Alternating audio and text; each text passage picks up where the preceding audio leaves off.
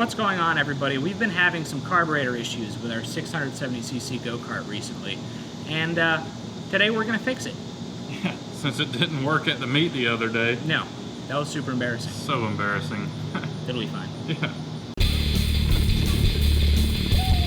Man, that thing is awesome. We're going to fill in some holes.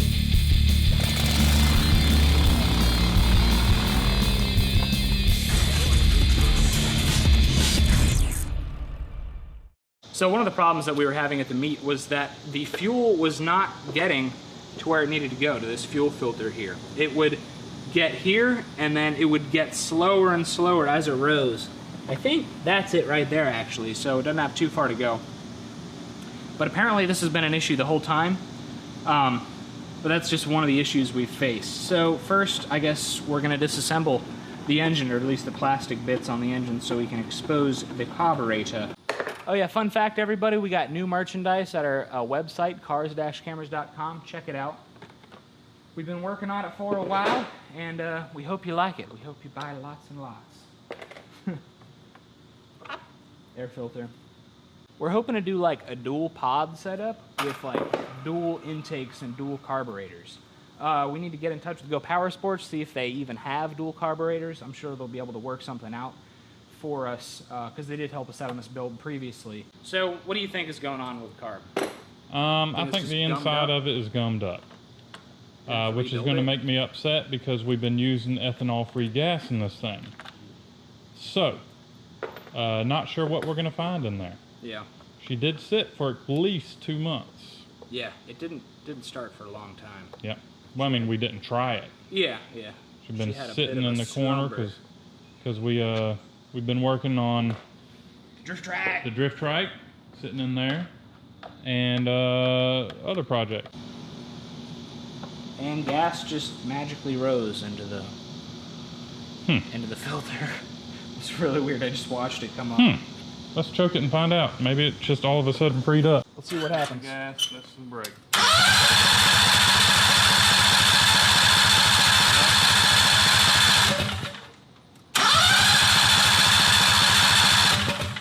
Still not doing it. Well, fine. Oh well.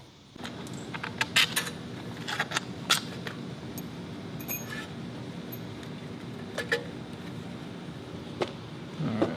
Just for reference, this linkage goes right here. I'm gonna set it right In parallel there. of where it goes. Yeah. What's it attached by now? Should be I don't know. It's could it really be a fuel cutoff? And electrical wires going to the bottom of the carburetor. Oh wait, we never removed the carburetor before. No, this is a first. This is a first. But we have some electrical wires. There we go. Well, not anymore. You know, Volkswagens have a electric cutoff. I'm going to turn this thing upside down, which I don't normally recommend because trash. Right. I'm going to try to do it without turning it upside down because I would like to see the sediment in the bowl and all that stuff. If you turn the carburetor upside down, you can actually stir up the trash. And That's in the bottom of the bowl? Yeah. Yeah. So there's no screw in the bottom of the bowl? There's 4. Ah. Oh, screw to drain it? Yeah. Yeah, but I don't want to drain it. Garbage? Oh, okay. I don't want to drain it. I want to see what's in there. Okay. If it's empty, then we got a stuck needle valve. If it's full, we got fuel in it, then we're going to have stopped up jets. Ooh, got looks like fuel in varnish. Some bad looking fuel. It is kind of stale. It's a lot stale.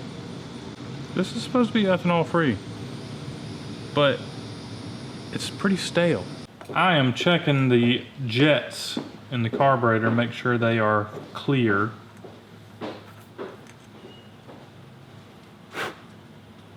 That one's definitely clear. And you don't want to get them mixed up because they are apparently different This one appears to be a 105. It says this one's a 109, it looks like. Make sure you have a good screwdriver when doing this. That one's clear. Now keep in mind you got to keep everything lined up, or you know, same place it came from. Everything looked good on the inside of the carburetor.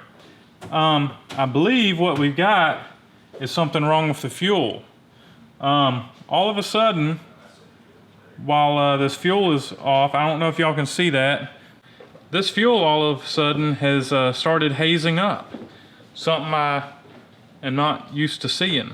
So I think that we've got a problem with the fuel, not the carburetor itself, but I think we have a problem with the fuel. It's not flammable. You got a lighter? Ready? Yes, sir. Big flame or? Why not? All right, go all out. Don't do this at home, people. Oh, man.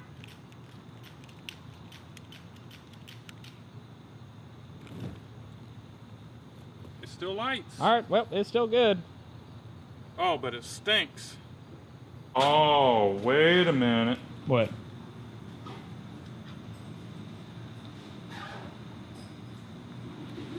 I think the solenoid. Remember how I was talking about the solenoid? Yeah. I didn't notice until just now. That's the gasket seal going right to the jets. Fuel goes down in there, comes up through those two holes, and feeds the engine. This solenoid, if it doesn't click on, It's not going to feed. it's not going to feed the fuel. So let's we'll hook it up and we'll turn on. Oh crap!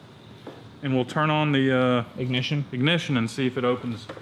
So we have battery voltage going to this solenoid, but what's happening is when you turn on the key, there's a plunger that's supposed to plunge, and it's not plunging.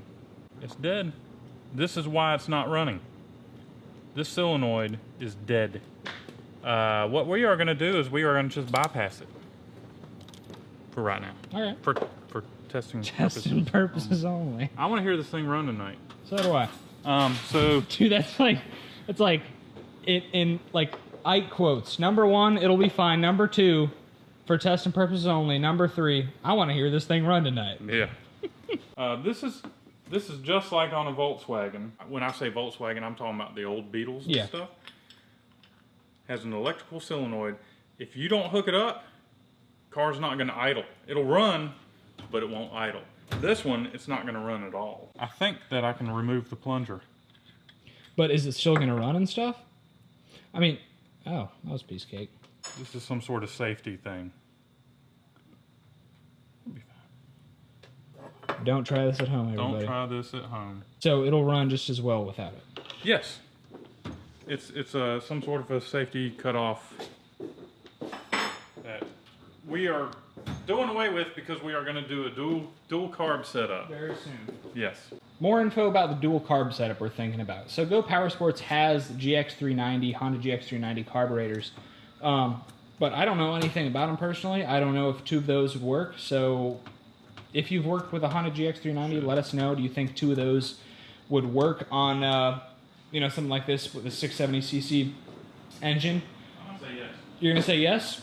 I'm going to say yes. Well, what do you people say? Because they got them. I don't think they're that expensive. Yeah. 390s would probably work a little bit better because they're going to be a little bit smaller carb than the 420, I'm thinking. Yeah. You got to think of dual 420s be. You take the 670 and you split it in half. Yeah, basically. That's going to be a 335. Yeah. And it could probably use a little bit bigger carburetor for performance. Right. So 335. 390. 390. Did you want to crank it up with this stuff apart, or Sure. just to see if it'll? Yeah, let's see if it does something. All right. I hope it won't take off or anything. Yeah, that I'm gonna sit on it. And wouldn't be the first time. Remember, if it wants to take off, it's not gonna give a crap about brakes, dude. yeah, I know.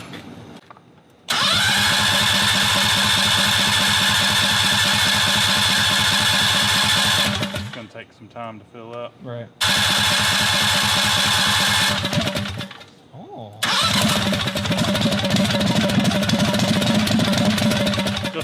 I turned it off just to see if the switch still works.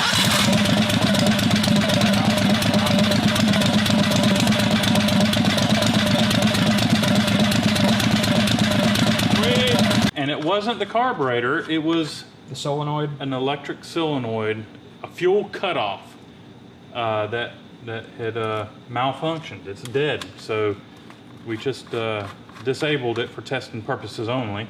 It's there for a reason, guys. Probably should replace it. All right, guys. Unfortunately, it's gotten a little bit too late to run this thing tonight. We got to think about the neighbors. We don't want to make anybody angry. So tomorrow it's supposed to be raining. Great. We're gonna ride it anyways. Hello again, everybody. It's light out, and also I have my America sunglasses on because America. 4th of July. That's right. Ike's about to do some testing because now we can see where we're going. Watch it grind. Is the steering wheel broken? Yeah, it's broken. He broke it. Might crashed it. Yeah. Jeb's doing pretty good though. Yeah.